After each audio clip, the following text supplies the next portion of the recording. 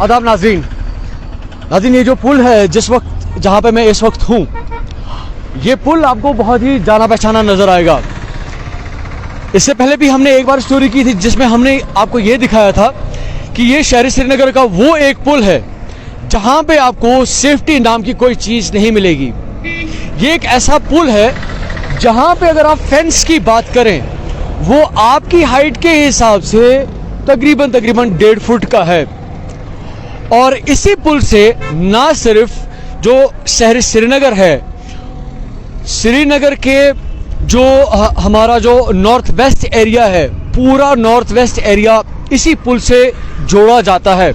और इसी पुल से आप देखेंगे कि ना सिर्फ गाड़ियां चल रही हैं बल्कि जो राहगीर है वो भी इसी पुल से आते जाते रहते हैं।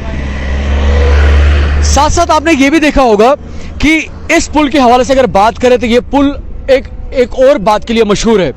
ये पुल एक सुसाइड पॉइंट बन गया था और उस सुसाइड पॉइंट का जो बनने का जो रीज़न है वो जो भी रहा हो, लेकिन उसको फैसिलिटेट करने की हम यहाँ पे वजह भी देख सकते हैं।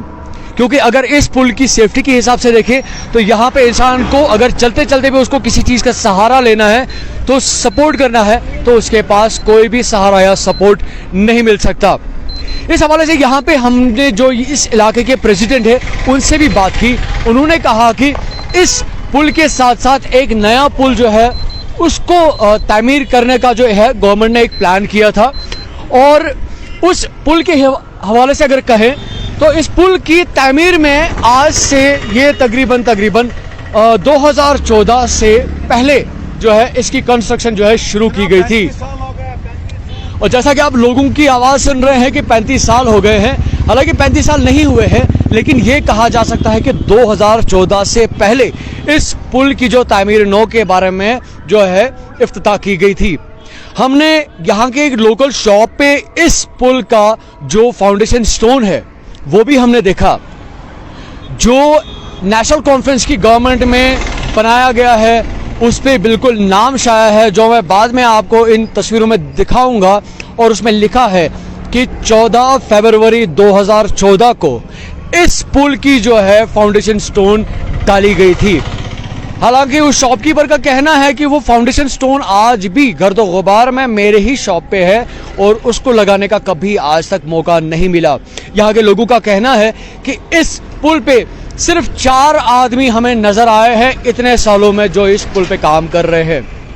हालांकि अगर सेफ्टी के हिसाब से देखें, इस पुल को लेकर अगर हम देखें कि इस पुल पे सबसे ज़्यादा जो ट्रैफिक का फ्लो रहता है श्रीनगर के हवाले से अगर बात करें तो, क्योंकि यही एरिया है जो आगे चल के कुछ ही किलोमीटर के बाद बाईपास से जुड़ता है। तो जो बड़ी गाड़ियां हैं वो इस रोड से आती है। इसी पुल से आप सोरा मेडिकल इंस्टीट्यूट जो है उसको टच करते हैं। इसी रूट से आप जो SMHS का जो क्रॉसवे रोड है उसको भी पहुंचते हैं। तो ये एक अहम पुल है। लोगों का मानना है कि 2 बार तो इस पुल को गिरते गिरते हमने देखा है, लेकिन अगर फिर से इस तरह की कोई नौबत आई तो ये पुल के साथ जितनी भी वो जानें हैं जो उस वक्त इस पुल पे होंगी वो भी ज़ाया हो जाएंगी।